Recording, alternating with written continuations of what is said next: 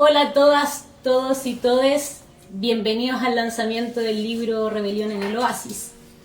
Antes de comenzar, quería contarles que este libro es parte y es fruto de una reflexión y elaboración colectiva y militante que buscó pensar, reflexionar para sacar conclusiones estratégicas desde la perspectiva del marxismo revolucionario del proceso de la rebelión abierto el 18 de octubre del 2019, pero también de los desafíos que pone para el presente y para el futuro. Comentarles también que este libro es parte de un proyecto que venimos desarrollando desde el Partido de Trabajadores y Trabajadoras Revolucionarios, junto con su suplemento teórico, la revista Idea Socialista, por poner en pie una editorial militante que busque abrirse camino en Chile desde la elaboración marxista como una herramienta de análisis para la acción revolucionaria. Todo esto, en el fondo, porque queremos hacerles una invitación a todas y todos aquellos que salieron a luchar, a todas y todos quienes quieren enfrentar las trampas y trabas que nos ponen los partidos tradicionales y que también buscarán seguir poniendo. Queremos hacerle una invitación a todas aquellas que se quieren preparar para vencer. ¿A qué? A sacar conclusiones comunes para prepararnos para justamente ese desafío que es vencer, porque sabemos que no estamos condenados y condenadas a las miserias que nos quieran entregar los dueños de Chile y el mundo, a lo que nos puedan, entre comillas, conceder, siempre desde la base, evidentemente, de lo que buscan, que es la acumulación de sus propios bolsillos. Y también sabemos que no estamos condenadas y condenados a la derrota. Por eso, justamente este libro trata de hacer un aporte teórico y estratégico en el marco de un campo de combate, ¿cierto? Que es esta reflexión y balances estratégicos para, en el fondo, desarrollar sobre los procesos de la lucha de clases en general, pero sobre todo en particular de la rebelión, que fue el proceso y el acontecimiento más álgido de la lucha de clases en Chile de los últimos 30 años. Y justamente ese proceso abrió los ojos a muchos y la conciencia a la vida política. Y queremos confluir y queremos que esas nuevas generaciones que están despertando la vida política se pongan el desafío y tomen en sus manos el gran desafío y apasionante de terminar con toda opresión y explotación. Y nos encontramos en un marco internacional y nacional bastante convulso, ¿no? A donde se ha visto cómo los capitalistas buscan descargar la crisis sobre los hombros de las trabajadoras y los trabajadores y cómo se han pauperizado las condiciones de vida en el marco de la pandemia e incluso previa a ella. Pero también nos encontramos en un contexto a donde volvió a ponerse en escena la lucha de clases a nivel internacional y nacional. Justamente eso pone una tarea urgente y un desafío hoy en día, que es prepararnos para los nuevos embates que se avecinan. Este libro busca ser un aporte en ese camino.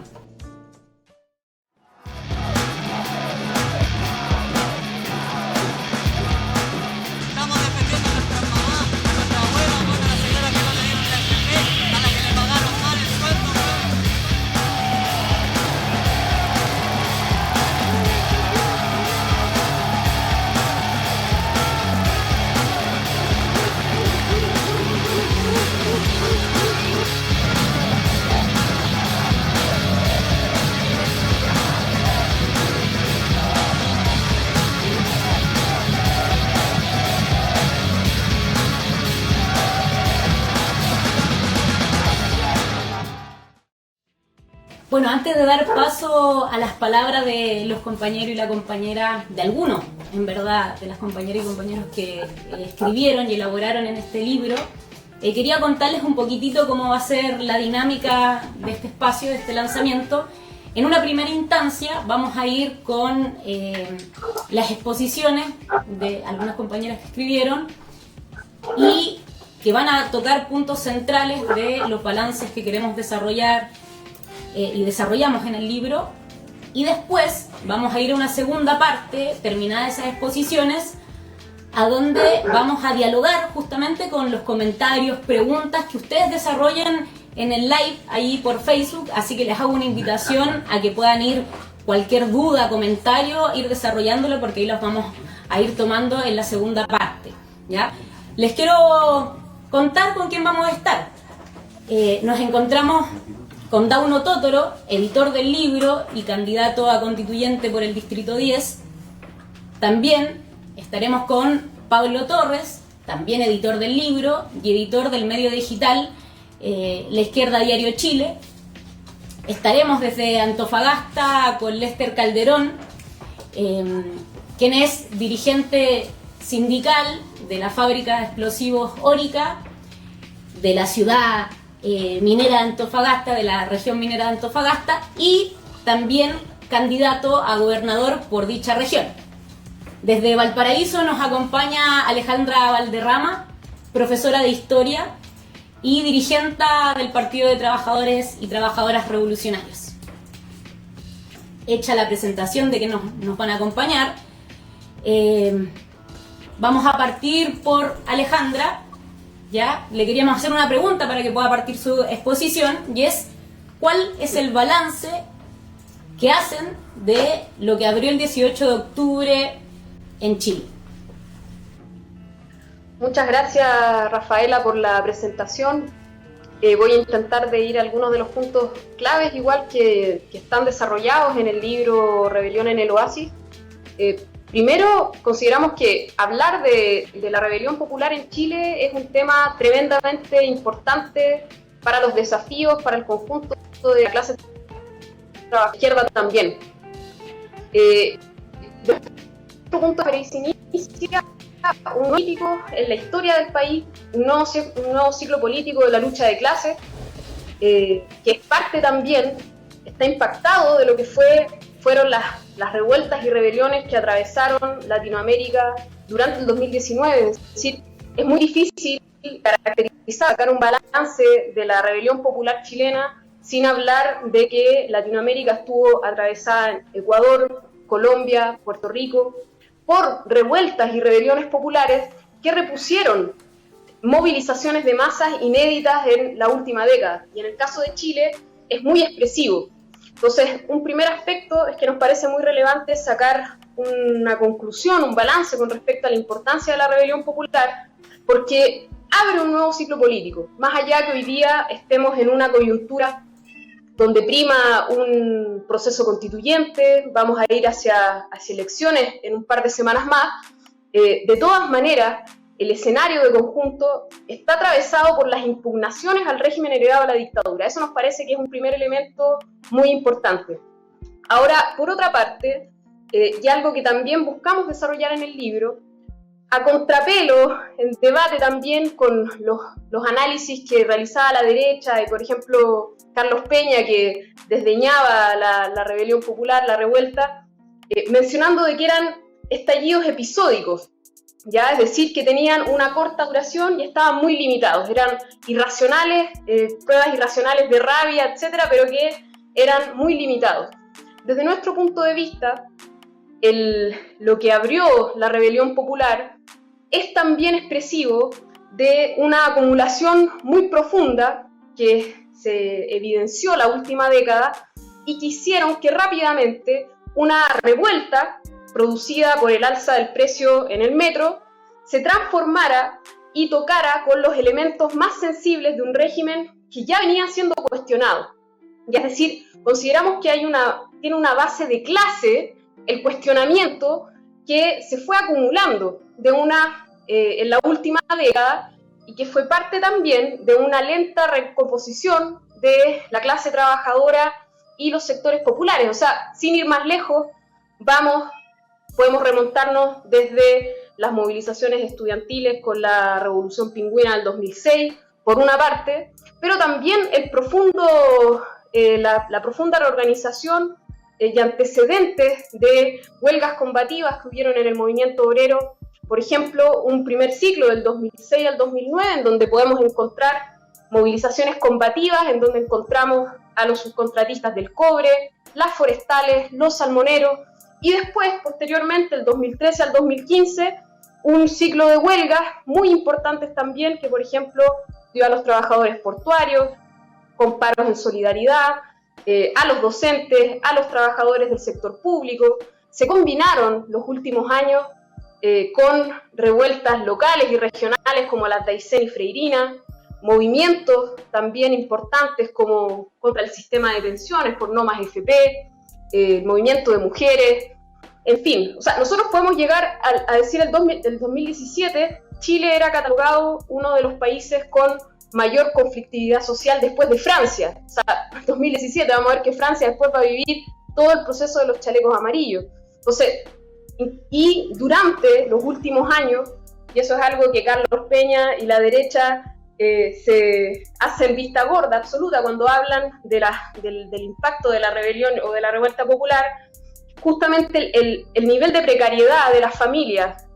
en el Chile de estos 30 años de saqueo empresarial se vio mucho más agravado. O sea, la presión de la deuda sobre las familias trabajadoras desde el 2014 al 2017 aumentó, se hizo más profunda. Entonces, no es casual que el oasis de América Latina en realidad fue una olla de presión hirviendo, en donde bastaron 30 pesos para hacer cuestionar y estallar 30 años de régimen de saqueo empresarial a costa de mayor precariedad de la clase trabajadora. Entonces, esa primera cuestión nos parece importante de marcar. Es decir, no fue simplemente un estallido, ya se abre una etapa nueva en el país, un nuevo ciclo político de la lucha de clases. Desde ahí nos tenemos que ubicar y nos parece que es una cuestión muy relevante. Ahora, eso está muy relacionado con las demandas, o sea,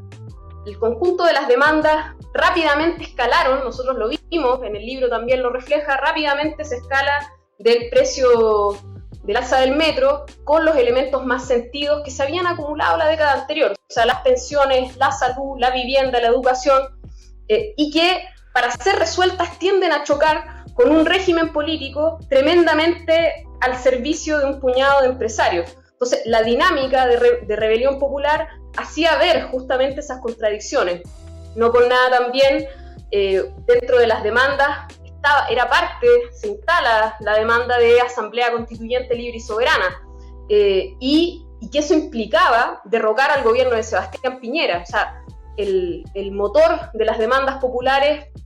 tenía esa relación y eso le daba también la profundidad en un sentido a la rebelión popular. Ahora, dentro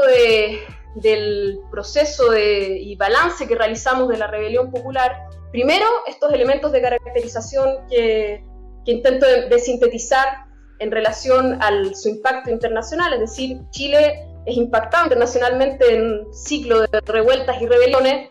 pero por otra parte tenía bases más profundas, ya que son un poco las que he mencionado recién. Ahora, y dentro de las dinámicas, una cuestión que nos parece muy importante es que, y esto nos diferencia de otros análisis sobre la rebelión popular, que nosotros vamos a marcar la jornada del 12 de noviembre, la huelga general del 12 de noviembre, como un punto de inflexión dentro del proceso de la rebelión popular chilena. ¿En qué sentido? En que la huelga general permite que se despliegue la fuerza de sectores de la clase trabajadora en conjunto con los sectores populares, con la juventud, con las barricadas que durante 3 semanas estuvieron por todas las ciudades del país, con niveles de enfrentamiento no vistos en décadas. O sea, las primeras semanas vimos desde quemas de instituciones públicas, municipalidades, e incluso en ciertos momentos ataques a regimientos militares o rabia popular contra regimientos militares. Vamos a tener un artículo donde vamos a ver justamente un relato de un militar que va a hacer una crónica de justamente los enfrentamientos que frente a la rabia popular en ciertos lugares. Entonces, pero vamos a ubicar la huelga general del 12 de noviembre como un punto de inflexión, porque va a aparecer y va a permitir que la clase trabajadora pueda entrar dentro del escenario de la rebelión popular con métodos propios, ¿ya? y va a plantear, en un sentido de extenderse la huelga general, planteaba la caída del gobierno de Sebastián Piñera con métodos propios de la clase trabajadora, con métodos de la lucha de clases. Fortalecía la rebelión popular, le daba entraba un sujeto que permitía paralizar la economía, y que vemos que sobrepasó, y eso nos parece muy importante analizar el 12 de noviembre, porque sobrepasó el llamado rutinario de las burocracias sindicales que realizan llamados para no organizarlos o no moverlos. En este caso, el 12 de noviembre fue una acción masiva de la población que tuvo un importante peso en la paralización de la producción y métodos desde la clase trabajadora. ¿Y por qué nos parece importante mencionar esto? Y con esto voy a intentar de ir cerrando también o puntualizando algunas cosas para darle paso a los otros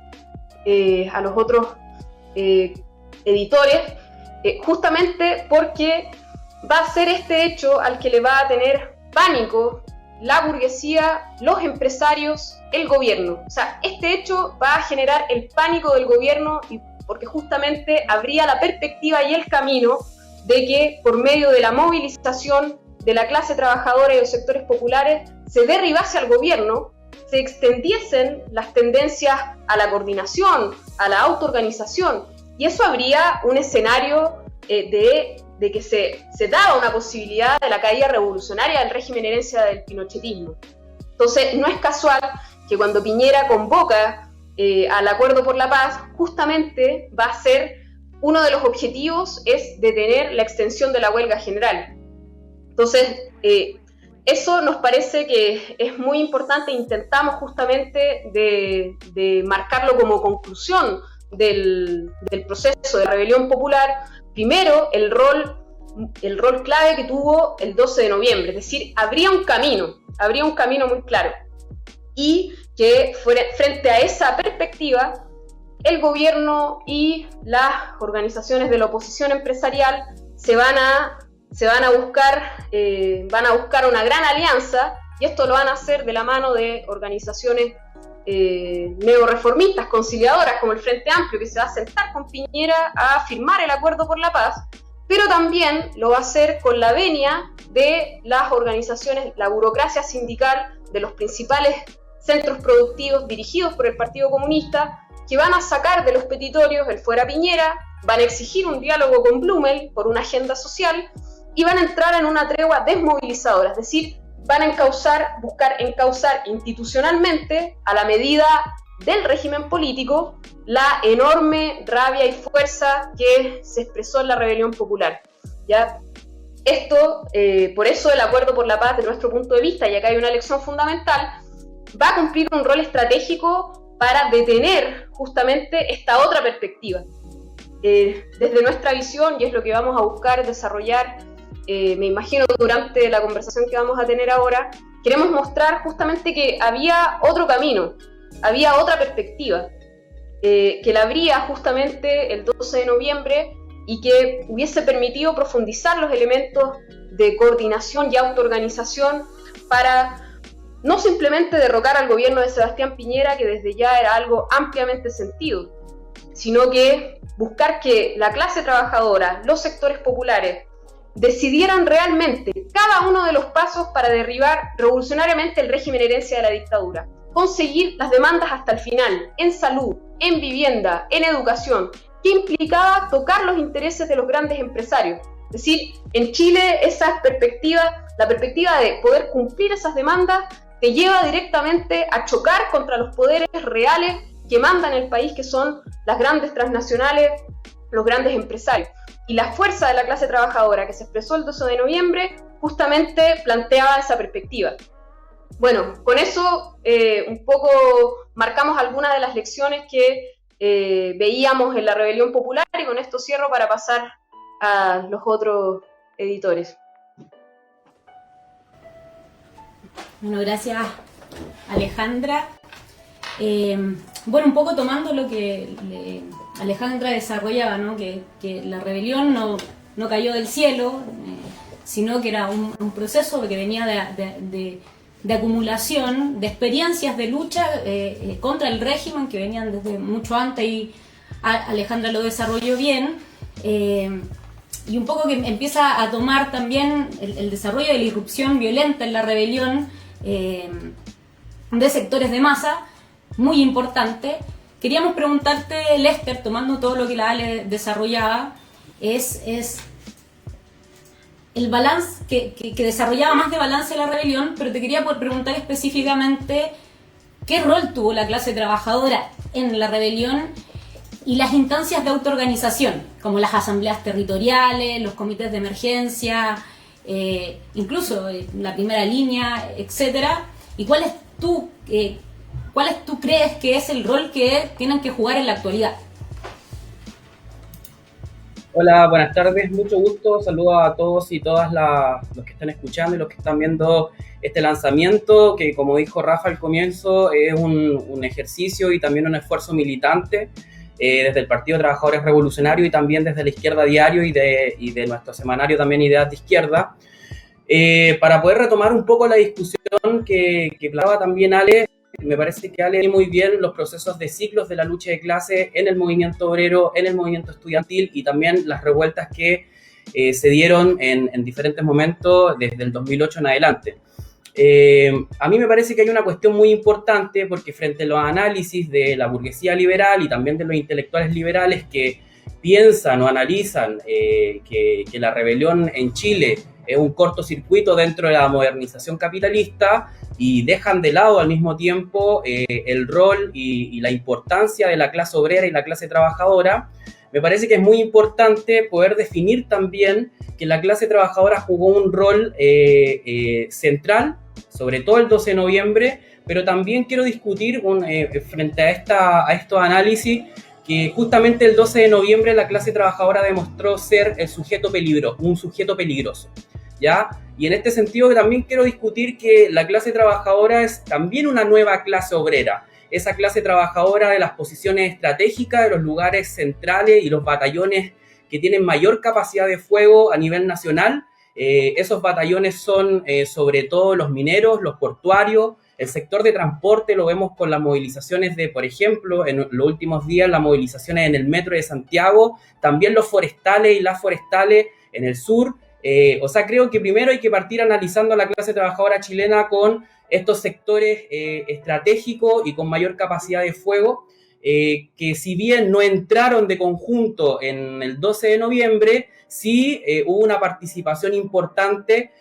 Solamente imaginémonos las diferentes paralizaciones que hicieron los portuarios a nivel nacional previo al 12 de noviembre y también el mismo 12 de noviembre.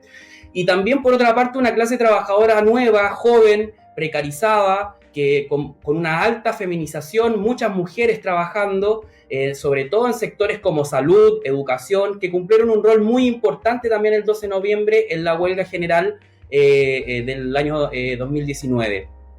Y después también es una clase trabajadora feminizada, pero también es una clase trabajadora migrante, es una clase trabajadora que está compuesta también por sectores precarizados, que hoy son sectores también esenciales, por ejemplo, este sector de delivery, pero también un sector que se ha mostrado en el último tiempo como un sector esencial y que hoy ocupa un gran rol, es justamente los trabajadores de la salud, que son la primera línea en contra de la pandemia. En ese sentido, primero quiero dar una idea de que la clase trabajadora está compuesta por sectores estratégicos y por otra parte también por una nueva clase obrera precarizada, con una importante composición de juventud, de mujeres y también de migrantes. Pese a los que les pese, que hablan de que la clase trabajadora no existe en Chile o a nivel internacional y que borran desde su análisis el rol que ocupa la clase trabajadora. En ese sentido también quiero referirme a una cuestión importante que es, aparte de lo que decía Ale sobre las luchas previas al 2019 y a la rebelión, también me gustaría referirme a lo sucedido también previo a la rebelión, en el sentido de que durante el 2019 el aumento de las huelgas, el 2019 hubieron 426 huelgas, y de estas el 36% se dieron en el proceso de rebelión popular, pero también hay ciertos elementos importantes para analizar. No solamente son huelgas o paralizaciones por condiciones mínimas por salario, sino que también por condiciones laborales. Y eso también abre un imaginario donde la clase trabajadora ya no solamente lucha por lo esencial, por lo económico, sino que también comienza a luchar por condiciones laborales, por ritmos productivos, es decir, poner en cuestión también la capacidad de los empresarios y los capitalistas de poder controlar la producción dentro de la fábrica o dentro de los lugares de trabajo. En ese sentido, creo que hay que analizar también qué es lo que fue el 12 de noviembre, porque creo que en medio de la rebelión el punto más álgido que demostró el rol fundamental de la clase trabajadora fue justamente el paro histórico del 12 de noviembre convocado por la Mesa de Unidad Social y que expresó la movilización de millones de trabajadores junto a la juventud, junto a los pobladores, que superaron las expectativas justamente de las direcciones sindicales de la CUT, que querían una paralización totalmente ceremoniosa y una paralización que no desbordara lo que la Mesa de Unidad Social había definido para poder negociar mejores condiciones con el gobierno en torno a las demandas que comenzaron el 18 de octubre. En ese sentido, la entrada de los batallones centrales del movimiento obrero y también de los sectores precarios de esta nueva clase trabajadora en Chile, creo que el 12 de noviembre se expresaron con una fuerza tan grande que justamente fue la entrada de la clase trabajadora en la rebelión popular en Chile, que puso y tambaleó al gobierno de Piñera y que puso justamente en jaque el gobierno, al régimen, y que justamente el régimen responde a la entrada de la clase trabajadora el 15 de noviembre con el acuerdo de nueva constitución, de paz y nueva constitución. O sea, la entrada de los trabajadores y las trabajadoras y el rol que cumplieron el 12 de noviembre justamente hizo tambalear a los capitalistas y también al gobierno de Piñera, que quedó en el aire, y que justamente los sectores desde la derecha, desde la UDI hasta el Frente Amplio llegaron a un acuerdo para poder desviar el proceso.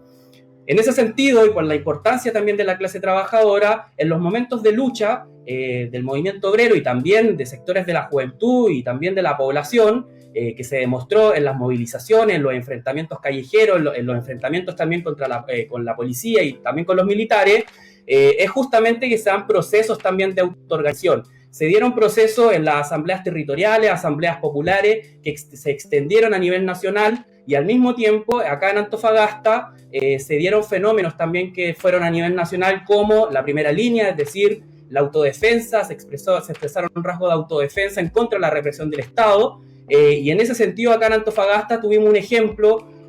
humildemente creemos que es un ejemplo que puede ayudar a pensar o hacer un imaginario de cuál es la fuerza que tiene la clase obrera cuando se une, cuando hace una alianza con la juventud de la primera línea, con los sectores de las poblaciones, al mismo tiempo con el movimiento de mujeres, e incluso, ¿por qué no pensar una alianza de los trabajadores y las trabajadoras con los mapuches que llevan más de 500 años de resistencia en contra del Estado chileno? En ese sentido, acá el Comité de Emergencia y Resguardo justamente tuvo una emergencia 2 días de iniciar la revuelta de octubre. Lo primero que acá quiero mostrar como una imagen es que el Comité de Emergencia y Resguardo en Antofagasta fue una coordinación entre diferentes sindicatos de educación, salud, industria, portuarios, que también participaron dentro del Comité de Emergencia y Resguardo, y algunos sectores también profesionales como abogados, médicos, trabajadores de la salud, psicólogos, donde también se autoconvocaban asambleas por sector para también discutir un pliego de demanda. Al mismo tiempo, hay que dar cuenta de algo: el Comité de Emergencia y Resguardo nace o se constituye como institución en el Colegio de Profesores, que estaba dirigido en ese momento por su presidenta, que era Patricia Romo, que es militante también del Partido de Trabajadores Revolucionarios, y que en una asamblea entre los diferentes sectores y sindicatos de la educación en Antofagasta se ponen a disposición la sede del Colegio de Profesores para poder organizar 2 cosas. Primero, que es lo que se desarrolló en el Comité de Emergencia y Resguardo, deliberación y asambleas por sectores, y también asambleas unitarias, es decir, de todos los sectores, donde se podía deliberar justamente cuáles eran nuestras posiciones políticas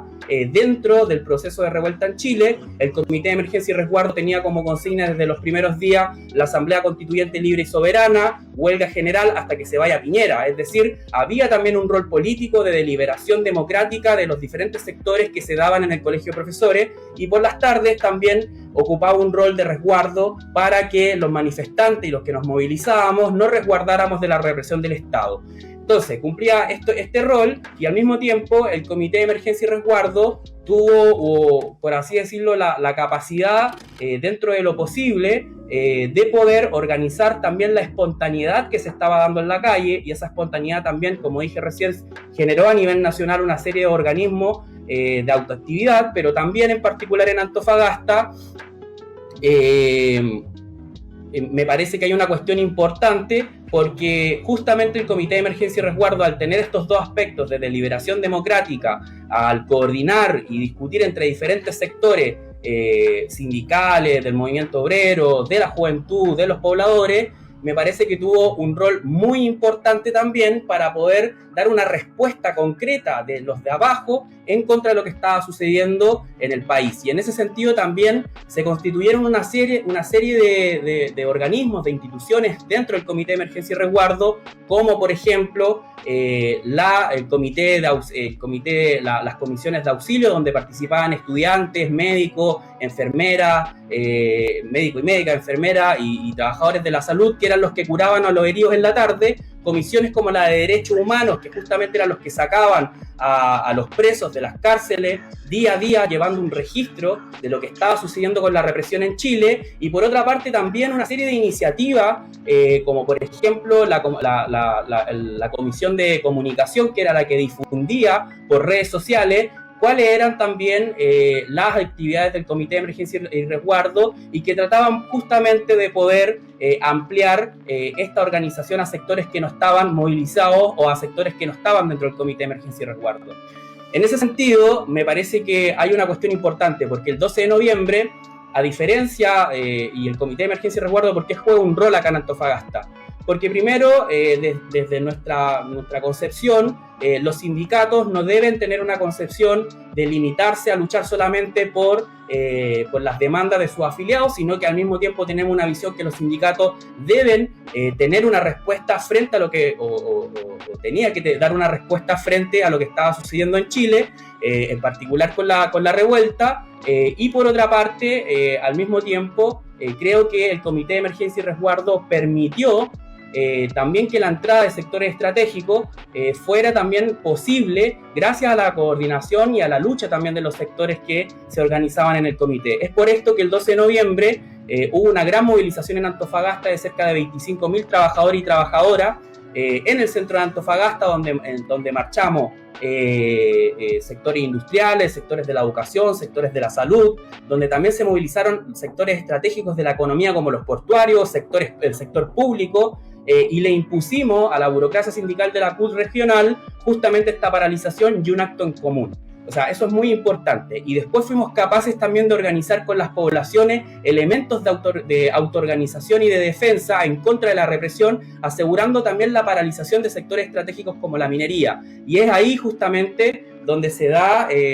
un paso importante también,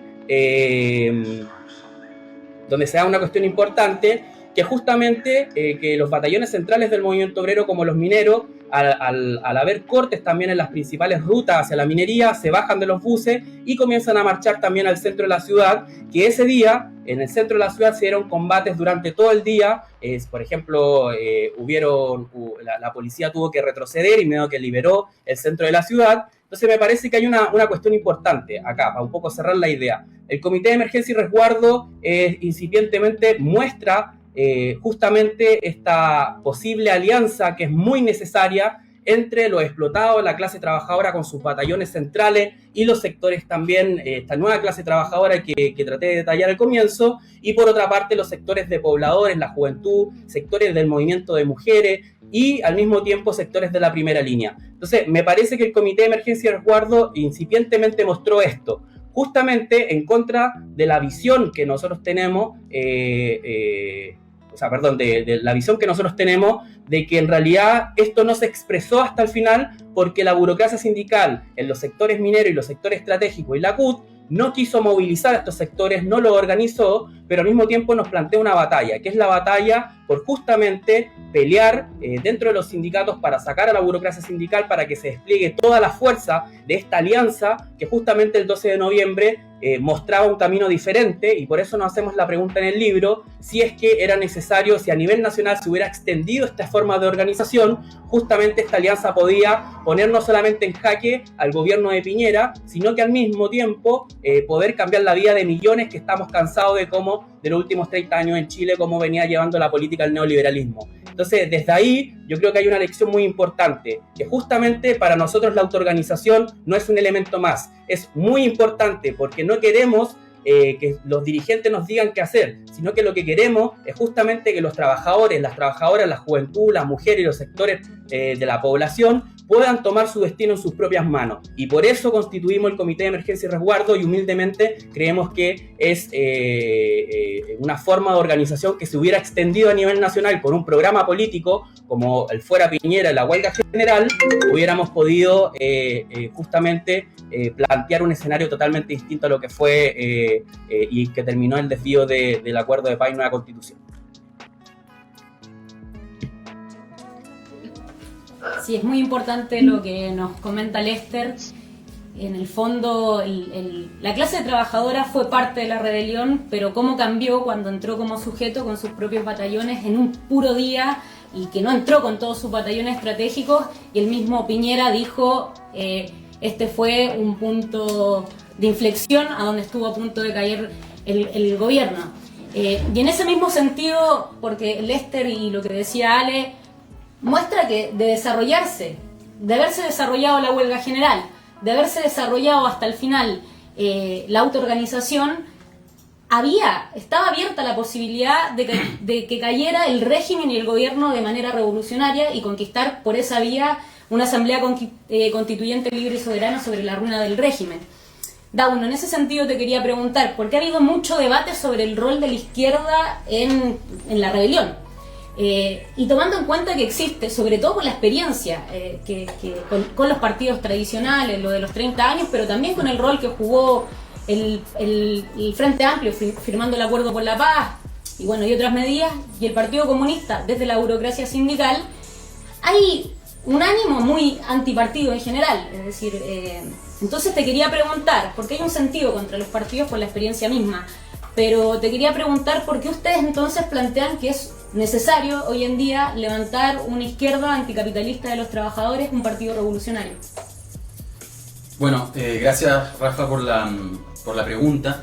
Yo quería partir, antes de desarrollar mi palabra, haciendo quizá un punto. Hoy día estamos a 17 de abril, el día de la prisión política, y bueno, estamos haciendo un balance de la rebelión popular en Chile, y me parece que evidentemente un saludo y la exigencia de libertad a todas y todos los presos políticos de la rebelión que todavía siguen en las cárceles del Estado se hace muy necesario y atingente. Ahora, para responder a la pregunta, me parece que es importante remitirse primero a lo que decía la Ale en su palabra. Es decir, que en Chile se abre una nueva etapa, luego de la rebelión. Y esta etapa está lejos de cerrarse o de definirse, y más todavía no se va a cerrar con un desvío como el de la Convención Constitucional, porque es un cambio que tiene fundamentos profundos, que están marcados incluso por la situación internacional, que augura que vendrán nuevos y mayores choques de la lucha de clases, incluso mayores que la propia rebelión. Desde ahí, como contaba Lester, en ese proceso, en la revuelta, vimos cómo emergieron experiencias de coordinación como la primera línea, como las asambleas territoriales, como el Comité de Emergencia y Resguardo en Antofagasta, pero que no nacen de la nada, sino que de hecho, como decía la misma Ale, esto viene de una experiencia previa de fenómenos de la lucha de clases, de experiencias previas que educaron a ciertos sectores, como fue el movimiento pingüino del 2006, movimiento estudiantil el 2011, el ciclo de huelgas obreras entre el 2011 y el 2014, que nos hacen decir, bueno, la rebelión no cayó del cielo y por eso no hablamos de un estallido, digamos, sino que fue algo que se fue fraguando en el tiempo. Pero la revuelta en sí mismo, al mismo tiempo, tiene límites, es decir, no vamos a lograr con la espontaneidad conquistar el fin del Chile de los 30 años o la derrota de los dueños del país, precisamente porque enfrentamos a un poder de muy grandes magnitudes. Es decir, estamos enfrentando ni más ni menos que a los grandes capitalistas que tienen sus partidos con décadas de tradición política, que tienen instituciones, que tienen cámaras empresariales, que dominan y controlan el Estado y su aparato represivo, y que al mismo tiempo van a aplicar e intentar desarrollar toda clase de trampas, desvíos o cooptaciones, como fue el mismo Acuerdo por la Paz y la nueva Constitución. Entonces, nosotros y nosotras decimos, y es parte también de la discusión de este libro, que tenemos que prepararnos políticamente para ese escenario. Por lo tanto, necesitamos una alternativa de las y los trabajadores revolucionaria y anticapitalista, porque como vemos la burguesía, el gran empresariado tiene sus partidos y la clase trabajadora necesita el suyo también. Una nueva izquierda que defienda la independencia política ante los sectores neoliberales y que no le deba nada, no tenga ningún compromiso con este régimen heredado de la dictadura militar. Y justamente esta nueva etapa que se abre a su vez la posibilidad de avanzar en la construcción al menos de un embrión de lo que sería este partido revolucionario en Chile. Y esto está dado, entre otras cosas, porque durante la rebelión popular se conformó una vanguardia de lucha que no fue derrotada, y porque además hay muchos sectores que se abrieron a nuevas ideas políticas, y también se abrió un espacio a la izquierda del Partido Comunista y del Frente Amplio, por su papel en la rebelión y en la pandemia, que podríamos decir que se expresa de cierta manera en el hecho que durante este proceso de la convención hay cientos de candidaturas de independientes o de los movimientos sociales por fuera de esos dos conglomerados, de esos dos partidos. Entonces, ante esto nosotros y nosotras decimos que necesitamos justamente una organización revolucionaria para enfrentar los nuevos acontecimientos que se avecinan y enfrentar posibles nuevas traiciones o desvíos. Porque justamente con este proceso constituyente hemos visto cómo la burguesía nacional y sus partidos trataron de desarrollar, o están desarrollando más bien, una política de cooptación. Porque en la rebelión lo que vimos fue a las masas entrando en escena a través de los métodos de la lucha de clase, por fuera de la legalidad, digamos, y lograron de esa forma romper el consenso del Chile neoliberal, este consenso de los 30 años. Entonces lo que están haciendo hoy los grandes empresarios con sus partidos es tratar de volver a integrar a estos sectores, volver a cooptar, y que además es una política que se viene replicando en un sentido, o más que replicando, que se viene desarrollando a nivel internacional por el desarrollo de la crisis, por el desarrollo de la recesión económica y de la pandemia, donde vemos, por ejemplo, organismos internacionales como la ONU que dicen que hay que aplicar un impuesto a las grandes fortunas, por poner un ejemplo. Lo que pasa de fondo no es que de pronto estos organismos internacionales o el gran empresariado a nivel internacional se hizo humanista y decidió hacer que sean menos insufribles las condiciones de vida de los trabajadores, sino que están preocupados de que no pueden gobernar como antes. Se ha visto en cuestión en un sentido su forma de gobierno, digamos, o su forma de gobernar, y por eso entregan concesiones, para evitar que haya nuevos ascensos de la lucha de clase y para evitar especialmente que estos ascensos se traduzcan o se transformen en revoluciones, que terminen echando por suelo los pilares de la dominación capitalista en Chile o en el mundo. Entonces, en ese marco es que vemos que la izquierda, podríamos decir parlamentaria, el Frente Amplio, el Partido Comunista, han llegado, y lo hemos visto, a votar leyes antiobreras directamente, como la ley de suspensión del empleo, y no solo eso, sino que no han movilizado para enfrentar al gobierno. Bueno, hay que ver cómo se desarrolla ahora esta convocatoria a huelga de la CUT para el 30 de abril, hay que ver cuán folclórica o no va a ser, pero al mismo tiempo han estado sembrando ilusiones en las elecciones de la Convención Constitucional y de las elecciones parlamentarias y presidenciales, porque de fondo lo que preparan, y esto lo dicen públicamente, es una alianza con sectores neoliberales de la ex nueva mayoría, buscando una primaria amplia con partidos como el PS o el PPD, que en realidad es un camino que está probado, que está lleno de fracasos, como fue el segundo gobierno de Michelle Bachelet, que se dedicó a administrar el orden neoliberal. Porque de fondo ambos partidos, o el Partido Comunista y el Frente Amplio,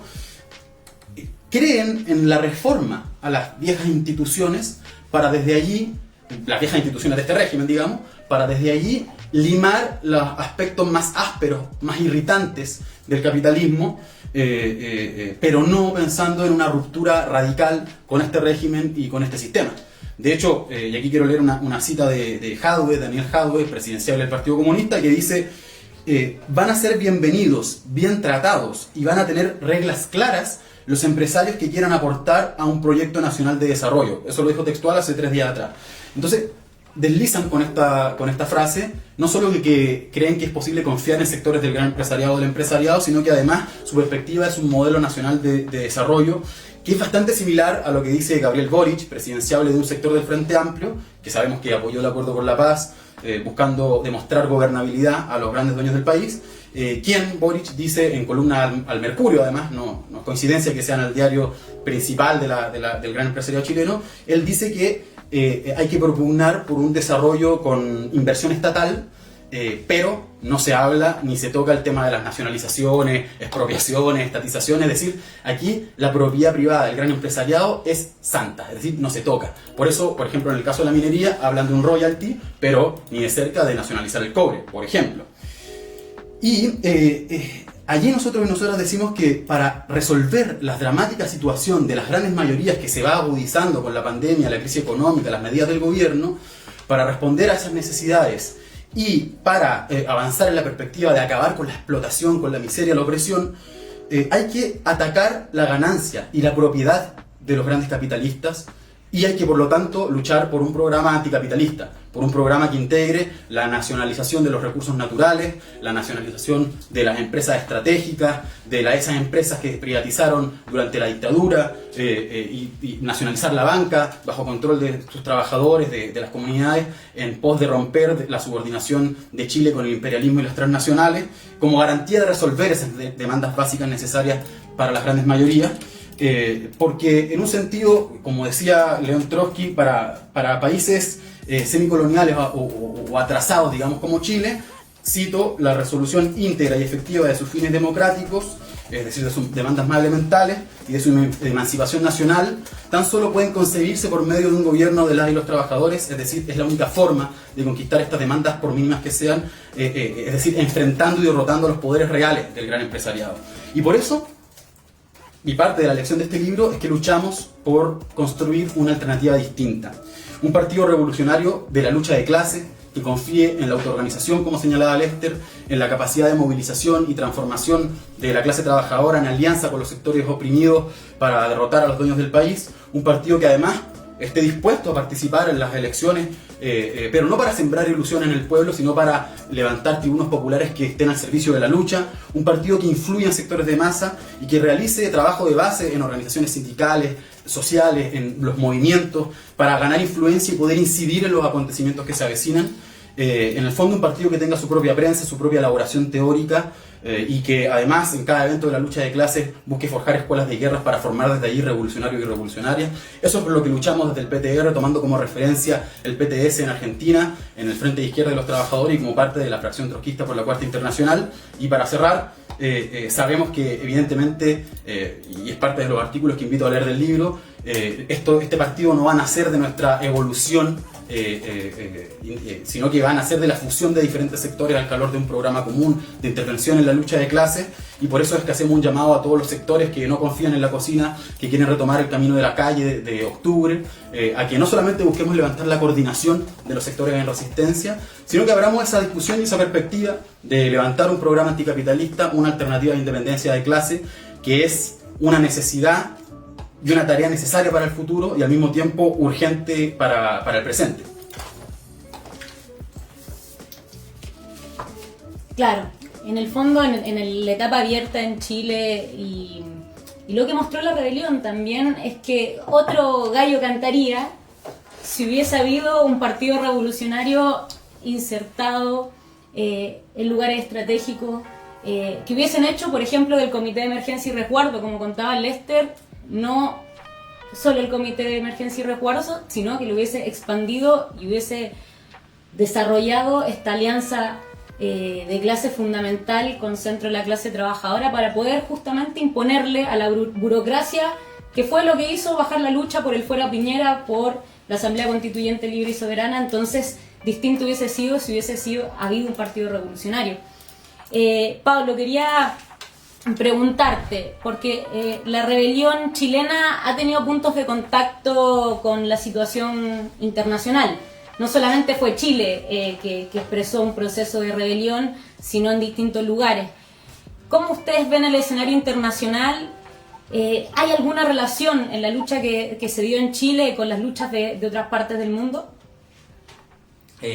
Sí, primero que todo, buenas tardes, muchas gracias por asistir a este lanzamiento a todos y todes. Y referido a la pregunta, claro, una primera cuestión tiene que ver con esto, que la rebelión popular chilena se inscribe en un escenario mucho más amplio, ¿cierto? En un escenario de una dinámica que podríamos decir internacional de la lucha de clase, en el sentido de la irrupción de las masas trabajadoras, populares, en distintos puntos del mundo. Veamos algunos. Nosotros lo que vemos es que desde la crisis capitalista del año 2008, que no sé si recordarán, cuando fue la caída del Banco de Inversión Norteamericana Lehman Brothers, y donde muchos capitalistas decían que era como se asemejaba a la caída del muro de Berlín para la Unión Soviética. Después de esa crisis nosotros vimos que hubieron importantes procesos de lucha de masa a nivel internacional. Una primera ola que se desarrolló desde el año de finales del 2010 hasta el 2012-2013, y que fue una irrupción masiva o levantamientos populares bien grandes en todo el Medio Oriente, que fue conocida como la Primavera Árabe. Recordemos que cayeron dictaduras que llevaban 30 años dominando el país, como Mubarak en Egipto, Ben Ali en Túnez, etcétera. Y esa oleada no solo fue allí, sino que se expandió a distintos puntos del globo. Por ejemplo, surgió el movimiento Occupy Wall Street en Estados Unidos, surgieron los indignados en el Estado español, y en América Latina también tuvimos importantes procesos de irrupción de masas, como fue el proceso del Yo Soy 132 en México, o el 2013 los procesos de lucha contra el alza del transporte público en Brasil. O sea, Chile, el 2011 chileno, que fue, por decirlo así, una de las primeras irrupciones más o menos generalizadas del proceso de lucha, encabezadas por el movimiento estudiantil, se inscribió en ese fenómeno internacional. Y si bien ese primer ciclo terminó con algunas derrotas duras, como por ejemplo las masacres en Egipto, o los intentos, las guerras civiles donde intervino el imperialismo norteamericano y potencias regionales como en Libia o Siria, o los procesos de desvío como en Túnez, más allá de eso mostraron que al siglo XXI empezaba nuevamente una erupción de levantamientos populares, o sea, de las masas entrando en la escena política tras los efectos, o enfrentando las consecuencias y los efectos de lo que había sido la crisis capitalista. Y después, el 2018, el 2019, el marco, los años de la rebelión chilena, nuevamente vimos una segunda ola de lucha de clases. Lo empezamos a ver con Francia. Recordarán ustedes el proceso de los Gilets Jaunes o los chalecos amarillos que rompieron enfrentando la represión, a la policía, pidiendo Macron dimisión, o sea, la renuncia del liberal Macron. Y un proceso que se tendió a expandir después a luchas de la clase trabajadora, por ejemplo en refinería, en Francia. Y ese proceso se expandió también. Se expandió porque tuvo la lucha en Hong Kong. Recordemos que en Hong Kong los láser, por ejemplo, que tenía la juventud, que apuntaban a los láser, empezaron a hacer unas primeras líneas, etc. Era una refracción también internacional de cómo en Chile empezaba a emerger los movimientos de masa, etc. Y en América Latina, bueno, lo vemos también en Medio Oriente, en Líbano, en Irak, y en América Latina fue uno de los epicentros de ese ciclo de rebeliones, con Chile, con Ecuador, con Colombia, Puerto Rico, bueno, e incluso, bueno, en Bolivia la resistencia popular y campesina al intento de golpe. Bueno, y ese ciclo, que ahora vino la pandemia, etcétera, pero se han sucedido procesos de lucha de clases. Como vimos el año pasado, por ejemplo, en Black Lives Matter, en Estados Unidos, ¿cierto? Donde una erupción muy grande, y actualmente vemos un proceso de resistencia muy interesante, una resistencia obrera, popular y campesina en Myanmar, en el sudeste asiático, tras el golpe de estado del ejército, que hoy en día tiene 700 muertes, digo, una brutalidad, una resistencia muy, muy importante, etc. Entonces, O sea, hay una primera conclusión que Chile no es una isla, como nos pretenden demostrar las clases dominantes del país, no está alejado de las tendencias internacionales. Chile, siendo un país pequeño y periférico en el capitalismo mundial, no solo recibe la influencia del mercado, por decir así, sino que recibe la influencia de las calles y las plazas del mundo entero, que tras los efectos de la crisis empiezan a irrumpir. Bueno, ¿y esto por qué sucede? Porque el sistema capitalista, que durante décadas nos dijeron que era un sistema, que era el mejor sistema posible, que era el único horizonte que teníamos para la humanidad, etc., ese sistema se encuentra en crisis, en una crisis muy grave a nivel internacional. Y como nunca en décadas, millones empiezan a cuestionar este sistema, empiezan a ver que no hay futuro para la juventud, para las mayorías obreras y populares, y empiezan, por tanto, a sentir los efectos de esta crisis que con la pandemia ha agravado esas condiciones. O sea, desempleo, desocupación de masa, miseria, pobreza, y no casualmente, mientras los banqueros, las corporaciones multinacionales, los grandes empresarios aumentan sus fortunas, millones son arrojados a la miseria. Entonces todo esto está provocando que se den las condiciones para que irrumpa el proceso de lucha de clases que nosotros decimos, o sea, para que irrumpan las masas justamente en distintos países para cuestionar este sistema y empezar a viabilizar otra alternativa. En ese sentido, nosotros sintetizamos que lo que decimos es que la crisis internacional y la pandemia, etcétera, lo que está actualizando son las condiciones de una época de crisis, guerra y revoluciones, como la caracterizó en su momento la Tercera Internacional de Lenin y Trotsky, o sea, donde nuevamente se abre la posibilidad de hablar de revoluciones. El propio FMI, por no decir menos, pronostica la posibilidad de varios levantamientos agudos. Que se pueden venir ahora, ¿cómo se llama?, con la pandemia. Entonces, bueno, en ese marco, en una época que actualiza la irrupción de masas, que actualiza la posibilidad de revolución o empieza a actualizar las condiciones para eso, nosotros lanzamos este libro porque creemos que es indispensable la actualización del marxismo revolucionario como una unidad de teoría y práctica para la revolución socialista, justamente. O sea, el marxismo no es solo una concepción del mundo, una crítica de la economía y la política de la burguesía, sino también es la teorización y la generalización de la experiencia de los combates del proletariado, de las masas populares, en no sé, más de 160 años de historia, de lucha de la clase trabajadora moderna. En ese sentido, para nosotros el marxismo es una guía para la acción revolucionaria, no es un manual, sino que justamente lo que permite sacar los balances de las experiencias previas, fracasos, triunfos, derrotas, para no empezar de nuevo. Y ahí, como decía el revolucionario ruso León Trotsky, decía, no puede aprenderse el arte de la táctica y la estrategia, el arte de la lucha revolucionaria, más que por la experiencia, por la crítica y por la autocrítica. Por eso nosotros hablamos de un balance estratégico de la rebelión, o sea, estudiar esa experiencia desde el punto de vista de cuáles son las condiciones para la revolución en el siglo XXI.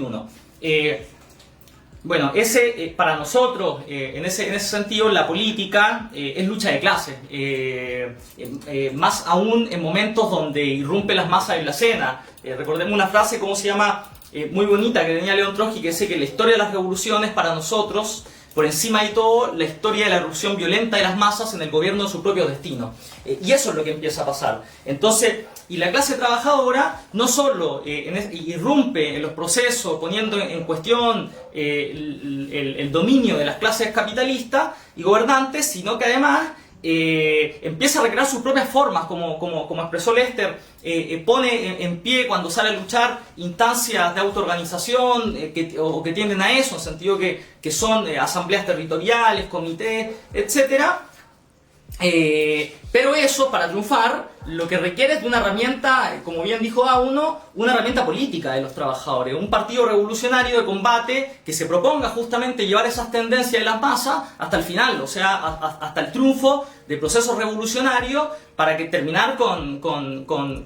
las grandes fortunas, con el dominio de los dueños del país y en última instancia abrir un camino para una sociedad sin explotación o opresión. Entonces, en eso, terminando con esta idea, para nosotros esa pelea es nacional en su forma, pero internacional en su contenido.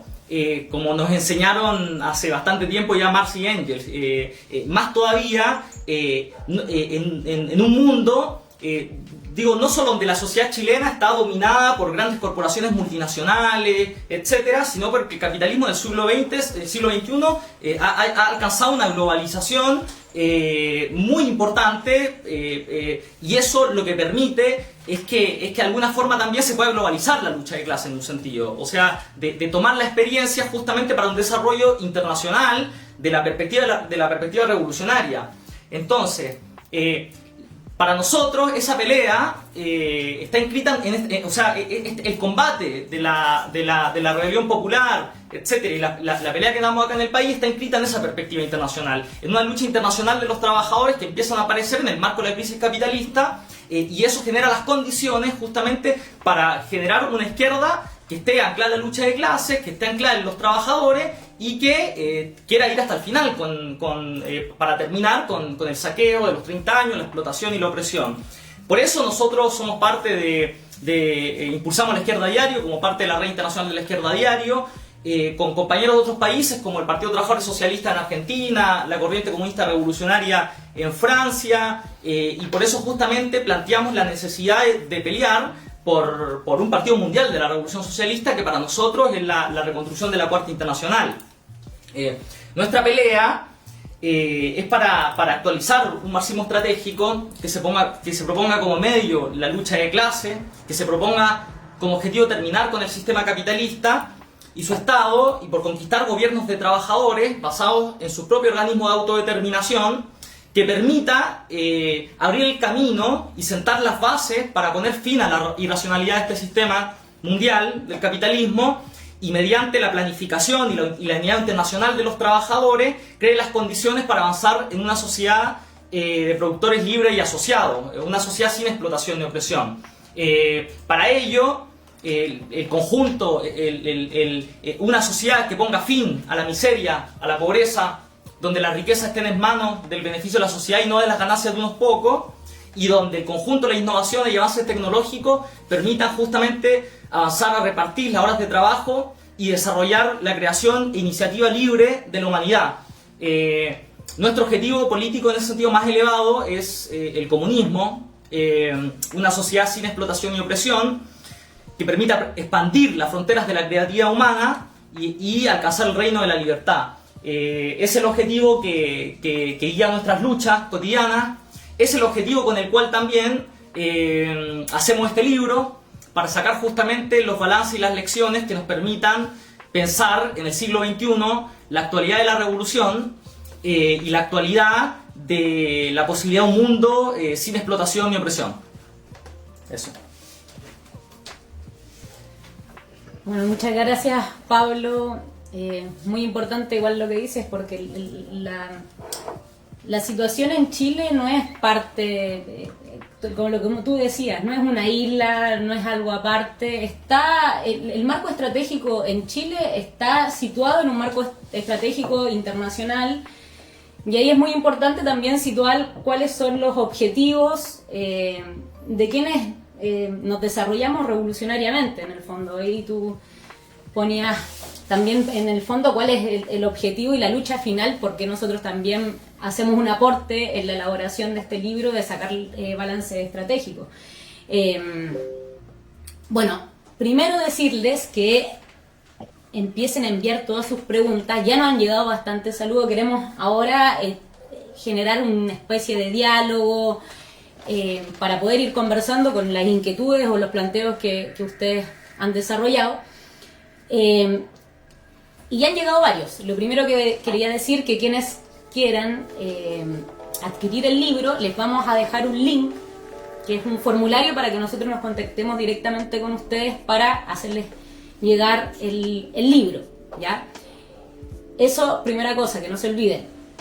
Vamos a dejar un link, quienes quieran adquirir el libro, para que ustedes llenen ese formulario y nosotros los vamos a contactar. Y ya han llegado bastantes saludos. Queremos enviarles saludos y agradecer también a todas y todos los que nos están viendo y quienes han ido comentando algunas cosas para poder abrir el diálogo. Mira, Vicente Mellado nos plantea que destacar lo de la huelga general es de suma importancia estratégica. La izquierda que tenga vocación de poder y no parte de la significación de este hecho está en el horno. Hay que decirlo con todo rigor. Si era posible derrocar al gobierno de Piñera, solo los socialdemócratas y conciliadores con el régimen temen reconocer ese porfiado hecho histórico. Han llegado varios saludos a Lester también. Y bueno, Verónica Sala nos dice: yo creí en Michelle Bachelet, pero cuando le mintió a Carmen Gloria Quintana me pareció una burla cruel y nunca más la pasé. Ahí fue el cambio radical en mi vida en el sentido de política. ¿Se acuerdan del penal Punta Peuco y su cierre en el último día? Cierre que no fue. Bueno, eso abre una pregunta sobre la impunidad también. ¿Qué ven de eso? Es decir, la impunidad de ayer, la impunidad de hoy. ¿Cuáles son las vías para...? Que es una pregunta que se hace en muchos sectores, que estamos... Parte de lo que muestra el desvío es que estamos en un proceso constituyente que no solamente tiene a Piñera en el poder, que no solamente está Blummer como un gran responsable político de la violación a los derechos humanos como candidato constituyente del Distrito 10, a donde también vamos Dauno y yo, sino que está en marco con presos políticos. Es una pregunta y un debate importante, ¿no? Cómo desde la perspectiva de un partido de trabajadores revolucionarios, la lucha por ponerle fin a la impunidad. Sí, ¿le doy yo? Sí. Ahí voy a tratar de hacer la corta para que podamos intercambiar todos y todas respecto a estas preguntas con el público. Quizás referirme primero a lo que decía el bicho, me gustaría como hacer una acotación allí porque el Vicente, porque si uno lee los balances, los análisis de diferentes intelectuales, analistas, periodistas de lo que fue la rebelión, hacen diferentes énfasis. Algunos dicen la fecha más importante fue el mismo 18 de octubre, fue el 19 o el 20 cuando se expandió la revuelta a nivel nacional. Otros dicen no, fue el 25 de octubre con la marcha más grande de la historia, y otros quizá más comprometidos con el régimen dicen no, fue el 15 de noviembre con la firma del acuerdo por la paz y la nueva constitución. Y prácticamente nadie se detiene en el día 12 de noviembre, que fue la huelga general, y que no lo decimos solamente nosotros y nosotras desde la izquierda diario, digamos, sino que lo dijo Piñera, lo dijo Alejandro Guillé, Jacqueline Van Rieselbergh. Es decir, los políticos de la gran burguesía te dicen el 12 de noviembre fue la fecha clave. Si continuaban 2 días así esa dinámica, caía el gobierno y detrás caía el régimen. En pocas palabras te dicen eso. Porque, como decía Lester, como decía la Rafa también, esa perspectiva de que entrase en escena la clase trabajadora en alianza con los sectores populares, y si más todavía hubiesen entrado con fuerza los sectores estratégicos, porque se vio con una paralización importante del 70-80% del sector público, movilizaciones en el sector portuario, si se desarrollaba en profundidad esa dinámica, se habría logrado derrotar al gobierno y se podría haber abierto una perspectiva y una dinámica revolucionaria, digamos, en el país, que podría haber puesto contra las cuerdas, digamos, al gobierno y al conjunto de los políticos empresariales, digamos. Quizá como hay una acotación, y respecto a la segunda pregunta, claro, uno recuerda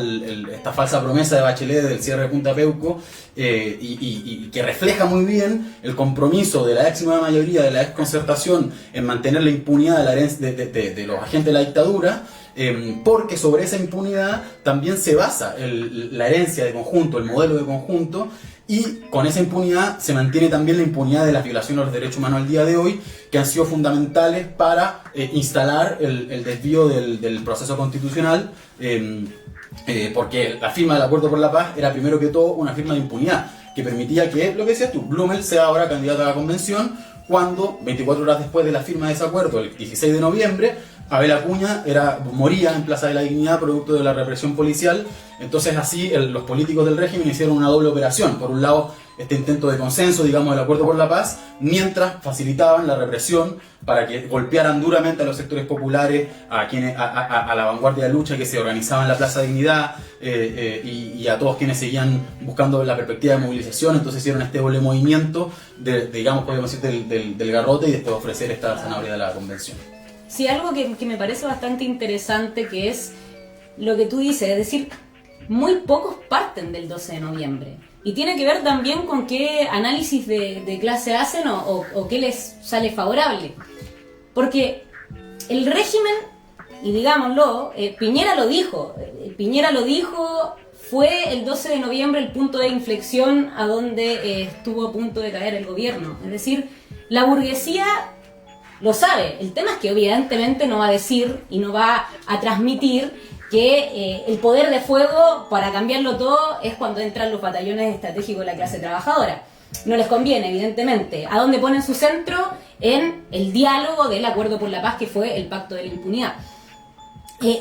Y sobre eso mismo, porque partir desde una perspectiva de clase, partir desde el rol estratégico que cumple la clase trabajadora, también abre una pregunta al hoy. Es decir, cuando en pandemia se han visto golpeadas las condiciones de vida de la clase trabajadora, se han tomado medidas contra la clase trabajadora y han buscado sortear la crisis con medidas neoliberales para golpear, mientras Forbes sacaba que no solamente en el mundo se han hecho más ricos los grandes empresarios, sino que en Chile casi que doblaron su riqueza las grandes familias. Entonces, para mí ahí entra una pregunta que quería hacerle a Lester, sobre cuál es el rol de la clase trabajadora hoy en Chile.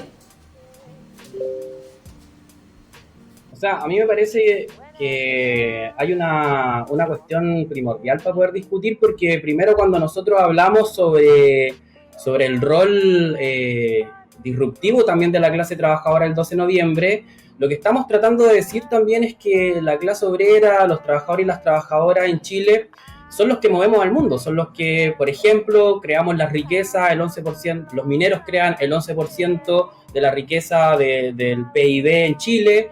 Los portuarios son los que mueven las mercancías, tanto en la exportación como en la importación de mercancía. Esa misma mercancía tiene una conexión con sectores agrícolas y forestales, salmoneros, y por otra parte también la clase obrera que hoy está en la primera línea, los trabajadores de la salud, que son los que han puesto el cuerpo también en la pandemia, que hoy están con estrés laboral, que están con agobio, y por otra parte también los sectores de educación y de comercio, y también sectores, como dije en un momento, los esenciales, que son sobre todo trabajadores precarios e informales, y eso hay que dar cuenta de una cuestión que no solamente sucede en Chile, sino que sucede a nivel internacional,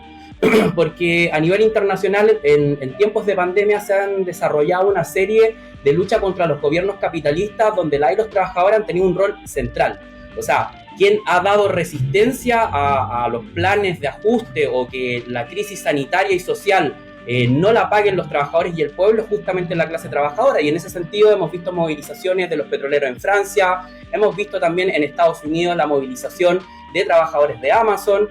o docentes y también del sector de salud, pero también, como contaba Pablo en algún momento, por el movimiento Las Vías Negras Importan, sectores portuarios, sectores estratégicos en la costa este y en la costa oeste en Estados Unidos también salieron a luchar. O tenemos, por ejemplo, huelgas generales de 250 millones de trabajadores en la India, y también el rol, como dijo Dauno y también Pablo, de los trabajadores y las trabajadoras textiles, por ejemplo, de lugares estratégicos de la industria en Myanmar, que han respondido al golpe militar.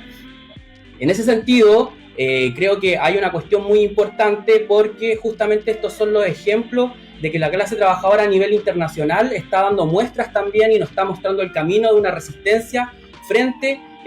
a la inoperancia de los gobiernos capitalistas y al mismo tiempo esta contradicción más estructural que se demuestra también con la pandemia, donde los ricos se hacen más ricos y la clase trabajadora y el pueblo se hacen más pobres. En ese sentido creo también que hay una cuestión importante, porque la clase trabajadora ha sido la única que ha dado respuesta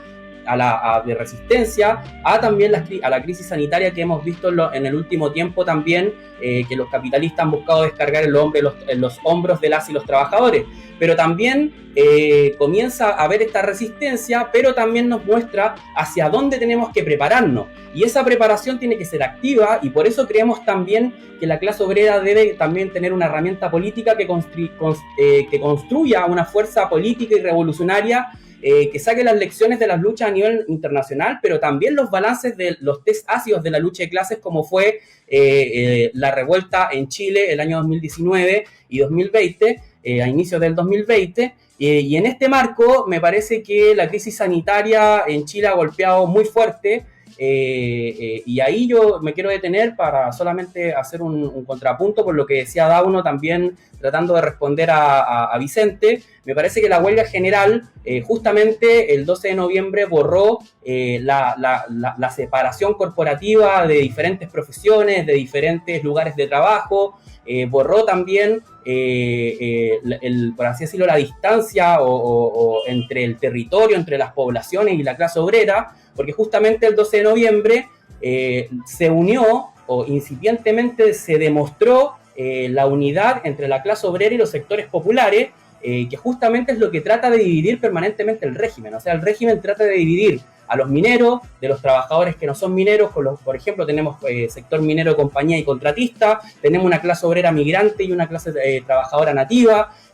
mujeres y hombres. Permanentemente la burguesía nos quiere dividir. Y en ese sentido, la huelga general del 12 de noviembre mostró justamente que la posibilidad y el desarrollo de esa alianza, si se hubiera desarrollado con diferentes formas de autoorganización a nivel nacional, justamente era el camino para poder echar abajo el régimen de Piñera y, de última, poder conquistar lo que decían las paredes en Chile, que siempre lo decimos, que es justamente una vida que merezca ser vivida. Y hoy, frente a la crisis sanitaria, donde el Partido Comunista ha firmado, por ejemplo, la ley de suspensiones, que es una ley maldita en contra de los trabajadores y las trabajadoras en Chile, con otros sectores políticos del régimen, donde hay cerca de 3 millones de trabajadores desempleados, donde crece la informalidad, justamente poder llevar adelante y poder reivindicar lo que fue el 12 de noviembre y también las formas de autoorganización, como el Comité de Emergencia y Resguardo, pero las asambleas populares y territoriales, que incluso estas formas de organización se dieron posterior también para responder también a la crisis sanitaria, como fue también esta red de ollas populares que dieron respuesta en un primer momento a la hambruna que se estaba dando en Chile. Y en ese sentido creo que es muy importante poder reivindicar también una cuestión central, que frente a la pandemia y frente a la crisis sanitaria, hay un proceso también subterráneo que estamos viendo, donde los trabajadores y las trabajadoras comienzan a resistir justamente en Chile. Lo hemos visto con los trabajadores portuarios que han paralizado por condiciones laborales provocadas por el COVID en San Vicente, en Valparaíso, en diferentes lugares en el sur. Por otra parte, también tenemos sectores de la salud que se están movilizando en Puente Alto. Acá en Antofagasta hace poco hubo una huelga de Mediterránea del sector de alimentación de la salud, donde justamente expresan las condiciones más precarias del sector de la primera línea en contra del COVID. Y me parece que ahí hay una cuestión primordial también para poder pensar estas formas de organización. Ahora la Central Unitaria de Trabajadores está llamando a una huelga sanitaria para el 30 de abril, y creo que es importante tomar justamente las lecciones de lo que significó la aparición de estas autoorganizaciones, asambleas territoriales, que tratan de unificar a todos los sectores de la población. Y en ese sentido creemos que para poder enfrentar una huelga el 30 de noviembre y que no sea solamente una ceremonia para que la burocracia sindical de la CUT pueda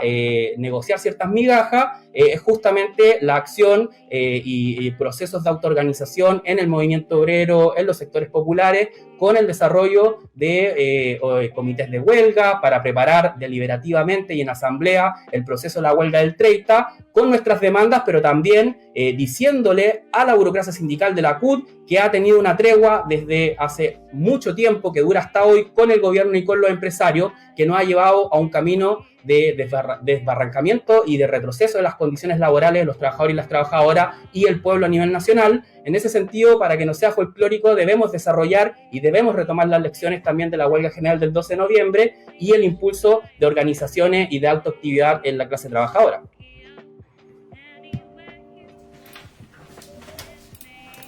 Ya, en honor al tiempo vamos a seguir con las preguntas que han salido. Javier Arriba nos escribe: ¿qué rol juega para ustedes dentro del marco de lo que han hablado el movimiento de mujeres en la revuelta? ¿Y qué ligazones internacionales ven que se pueden ligar al llamado que hacen desde el prólogo del libro a organizarse para acabar con el capitalismo? Ahí, Ale, si nos puedes comentar. Sí, gracias a la persona que hizo la pregunta, porque justamente en el libro Rebelión en el Oasis hay dos artículos, uno escrito por Bárbara Brito y otro por Alejandra de Cap, que justamente profundizan en el aspecto del rol de las mujeres y las mujeres trabajadoras, las mujeres de esta nueva clase trabajadora que describía Lester. ¿Qué rol tienen justamente en la rebelión popular? Ahora, nosotros vemos que hay un aspecto que es importante para pensar tanto el desarrollo de la misma revuelta como las perspectivas hacia la actualidad. O sea, cuando nosotros hablamos del régimen de los 30 años, uno de los sellos que va a tener justamente este régimen va a ser la precarización hacia las mujeres. Va a ser mayor opresión, mayor conservadurismo hacia las mujeres. Una de las cuestiones más visibles es en el aspecto, por ejemplo, del subcontrato, en donde la mayoría del trabajo precario tiene rostro de mujer. Pero también el nivel de precariedad que incluso ahora con la pandemia se profundiza, con los hacinamientos, con la precariedad de la vivienda, con los límites en derechos básicos, también tienen rostros de mujer. O sea, si hoy día vemos la cantidad de campamentos que hay a nivel nacional, vamos a ver que en su mayoría van a estar compuestos por mujeres. Es decir, la pobreza hoy día tiene rostro de mujer y es parte también del Chile de los 30 años, saqueado por un puñado de empresarios, bueno, todo un poco lo que hemos conversado ahora. Entonces, cuando nosotros hablamos de terminar, de profundizar una vía para terminar revolucionariamente con ese régimen, también hablamos de justamente de que para eso, que eso implica terminar con las condiciones de opresión que viven la mayoría de las mujeres en Chile, las mujeres trabajadoras y de sectores populares. Entonces, eso como una primera cuestión por la pregunta que hacías tú recién, Rafa. Y por otra parte, porque también la clase trabajadora en Chile está compuesta por mujeres. O sea, si veíamos en la rebelión popular, primero veíamos los saltos de los torniquetes del metro, de los secundarios y secundarias. Muchas mujeres, uno lo veía en las calles, en las movilizaciones. Muchas estudiantes secundarias que fueron las que, por ejemplo, se tomaron los liceos y que fueron reprimidas y que generaron una oleada enorme de solidaridad. Por ejemplo, los primeros días, creo que para muchos fue impactante ver un balazo en la pierna de una secundaria que generó el repudio a nivel masivo de la población. Acá, por ejemplo, hay el relato de un trabajador que dice, bueno, esa pudo haber sido mi hija y yo era un obrero de la construcción, yo voy a la primera línea porque veo a chicas secundarias enfrentándose en la primera línea también por sus abuelas, por sus madres, y que eso nos tiene que impulsar a nosotros también. Entonces, cuando hablamos del rol de las mujeres, está tremendamente implicado en cómo fue la rebelión popular, tanto desde la juventud como también de la misma clase trabajadora, de mujeres que hoy día están en hospitales, que son docentes, que son gremios tremendamente feminizados, hasta rubros productivos, como por ejemplo, o estratégicos, como por ejemplo las trabajadoras del salmón, que es poco conocido, pero durante la rebelión popular hicieron paralizaciones importantes. Bueno, y así, consideramos que el rol de las mujeres es un rol fundamental y estratégico que fue parte de la rebelión popular y que una perspectiva revolucionaria, la izquierda tiene que tomar con todo justamente las demandas de las mujeres trabajadoras contra la opresión, porque sabemos que este régimen de los 30 años es tremendamente conservador, es tremendamente antimujeres, es tremendamente busca profundizar y financiar instituciones que son las que han perpetuado la opresión hacia las mujeres y en particular para golpear a las mujeres más pobres y a las mujeres trabajadoras. Entonces, eso como un segundo aspecto. Y a nivel internacional, por lo que mencionas, desde ya el movimiento de mujeres a nivel internacional ha puesto en el tapete, ya sacudido a distintos gobiernos y regímenes. O sea, si bien son movimientos que desde nuestra perspectiva y desde la agrupación Pan y Rosa consideramos que no están exentos de lucha política, es decir, de intereses también dentro de los mismos movimientos, son tremendamente contradictorios. O sea, desde que Bachelet se considera feminista hasta que Evelyn Matei se considera feminista, en fin. O sea, justamente por eso buscamos reponer una perspectiva contra la opresión hacia las mujeres, pero desde la clase trabajadora y con los intereses de la clase trabajadora. Pero partiendo de la base de que es muy importante profundizar los aspectos que ha puesto el movimiento de mujeres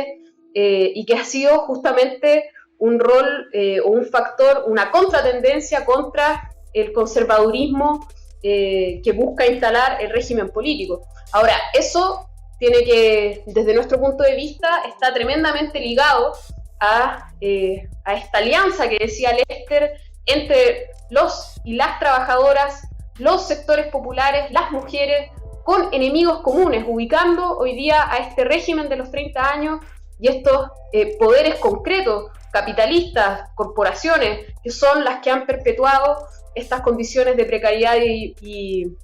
opresión. Y las mujeres pueden justamente ser un rol revulsivo en lugares de trabajo, enfrentando a las burocracias, inclusive en los elementos más conservadores. Bueno, solamente con eso espero haber respondido la pregunta que se hacía. Gracias, Ale. Bueno, aquí vamos con las dos últimas preguntas que vamos a tratar de tomar, a ver si Pablo Torres, puede desarrollarlas. Jorge Valdebenito nos plantea: vislumbraron en la coyuntura condiciones para la construcción de un frente único revolucionario, o en su defecto de un frente de izquierda como el de Argentina. Se refiere al frente de izquierda que levantan nuestros compañeros partido hermano, el PTS. Esa pregunta, y vamos con otra que la hace Claudia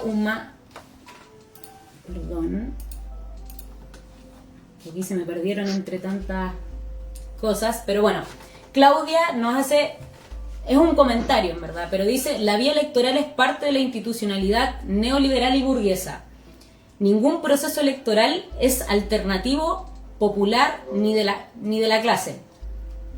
Lo que proponen todos los sectores que mencionas es un capitalismo neoliberal maquillado, nada más. Bueno, se refiere a un poco lo que mencionaba Mazda 1 en su palabra de exposición. Pero igual sería bueno que pudieras dialogar con ese comentario, sí, y la pregunta de... Sí, no, están muy buenos los comentarios y las preguntas. Una primera cuestión, yo creo que frente a la crisis que estamos sufriendo, la desocupación, el aumento de la pobreza, la miseria, hoy es más necesaria que nunca la unidad de la clase trabajadora en la lucha, en la movilización, en la coordinación, porque si no, la crisis la vamos a seguir pagando las y los trabajadores, las mujeres, los jóvenes, el pueblo. Y esa es una cuestión fundamental. Había un comentario que había salido también que decía que era muy necesaria la unidad en la lucha, y es una primera cuestión. Ahora, eso tiene que ir de la mano, porque como la única garantía que tenemos, nunca nos han regalado nada, y la única garantía es la movilización y la autoorganización de la clase trabajadora y el pueblo, de ir de la mano con la lucha por construir una alternativa política de las y los trabajadores, de las mujeres, de los jóvenes, una alternativa política que sea completamente independiente de todas las variantes empresariales, de todos los partidos empresariales, no solo de la derecha, sino incluso también de aquellos partidos empresariales que se visten de progresistas y que a través de los engaños o de actuar o de comportarse como falsos amigos del pueblo intentan mantener todo igual. El saqueo, la explotación y la opresión de estos últimos 30 años. ¿Y eso por qué? Porque si bien nosotros consideramos, como decía la compañera Claudia, que el único camino a conquistar nuestras demandas va a ser la movilización y la autoorganización, ese va a ser el camino, pero consideramos que hay que construir una alternativa política que incluso participe en las elecciones,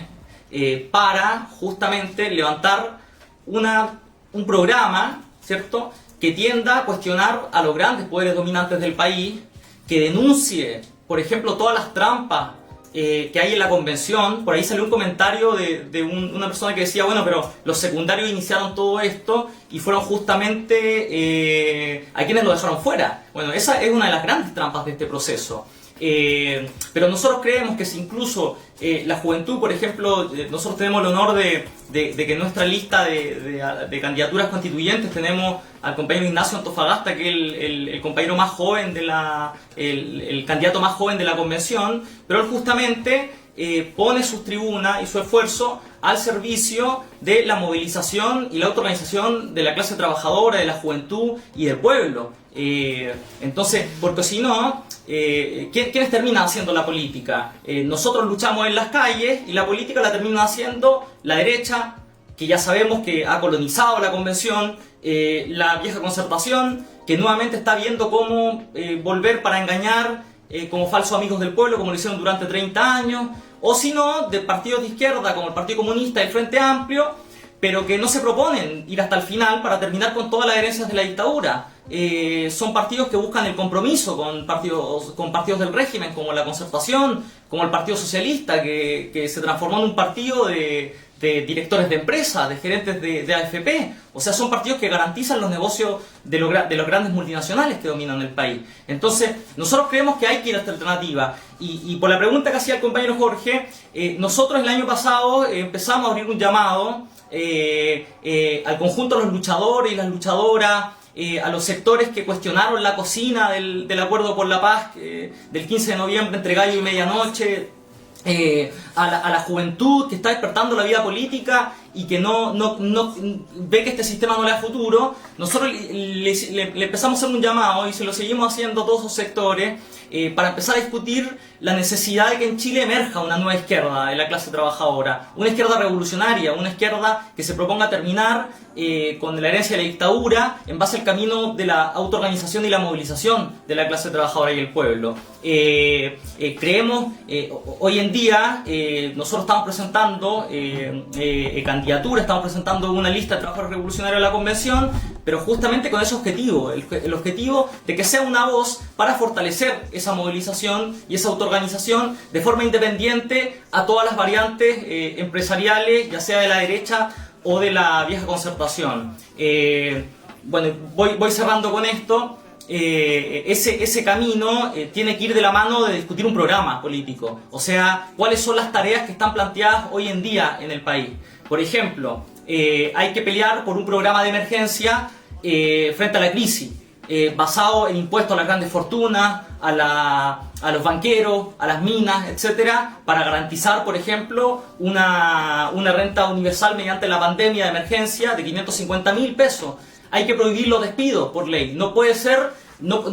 y hay que derogar a la vez la ley de desprotección del empleo. No puede ser que la CUT sea un garante de una ley que atenta contra los trabajadores y que defiende las ganancias empresariales mientras son miles de trabajadores suspendidos. Bueno, pero ahora, eso es para luchar por un programa de emergencia, y nosotros planteamos que deben ser las organizaciones obreras, sindicales, las que deben tomar esta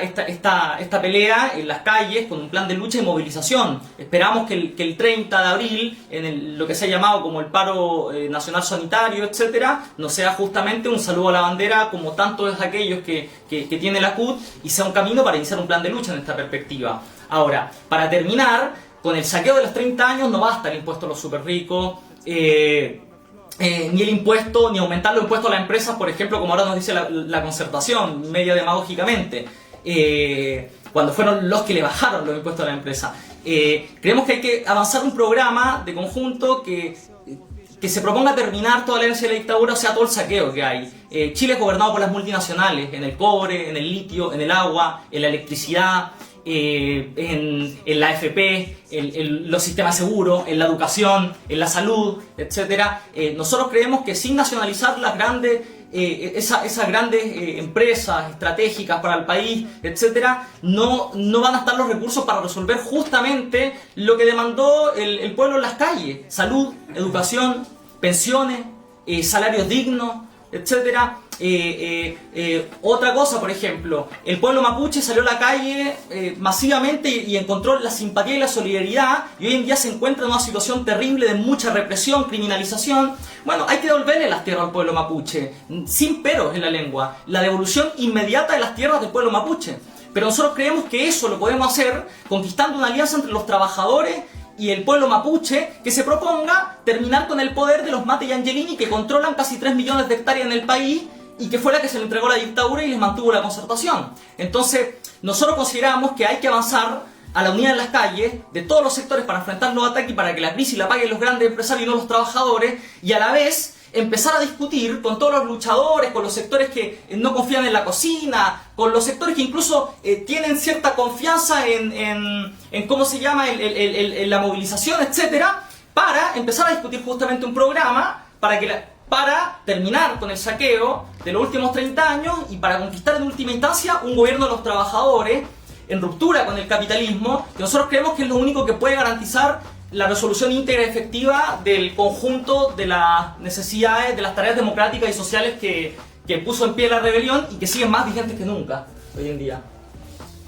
Sí, yo creo que es un punto importante, PT, vamos a ir cerrando ya por la hora,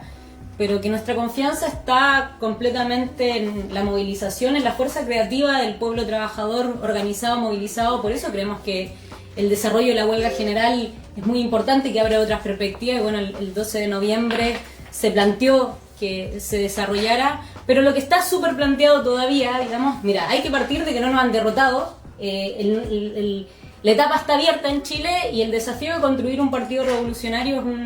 es un desafío que está planteadísimo. Y bueno, el libro también es parte de un ejercicio de querer debatir estos balances con todas esas luchadoras y luchadores que se abrieron la cabeza a decir, bueno, pero ¿cómo lo hacemos? Es decir, dimos la vida en la calle, entonces ¿qué camino hay que seguir? Bueno, un balance es que luchar es fundamental, pero hay que tener programa, hay que tener estrategia, hay que tener organización política propia de las trabajadoras, los oprimidos y explotados, para poder imponerle y doblarle la mano a la burguesía, pero no solo a la burguesía, sino también a la burocracia, que es un enorme límite para el desarrollo de toda la fuerza de la clase trabajadora y el desarrollo de la lucha de clase. Les damos las gracias por haber estado. Les dejamos una invitación también, no solamente a adquirir el libro y que debatamos, vamos a seguir levantando instancias para poder profundizar sobre el libro. Distintas compañeras y compañeros, trabajadores, estudiantes, van a hacer instancias de discusión propia del libro. Si ustedes están interesadas en poder participar, no duden en escribir ahí mismo. Y como les dije, va a estar el link del libro para quienes lo quieran adquirir. Muchas gracias nuevamente y sigamos haciendo estas instancias de debate porque, bueno, todavía están planteadas muchas tareas en Chile y si bien la rebelión tuvo un punto de desvío importante, no estamos derrotados y se vienen nuevos combates en la lucha de clases y para eso nos estamos preparando. Chao, muchas gracias. Chao, chao.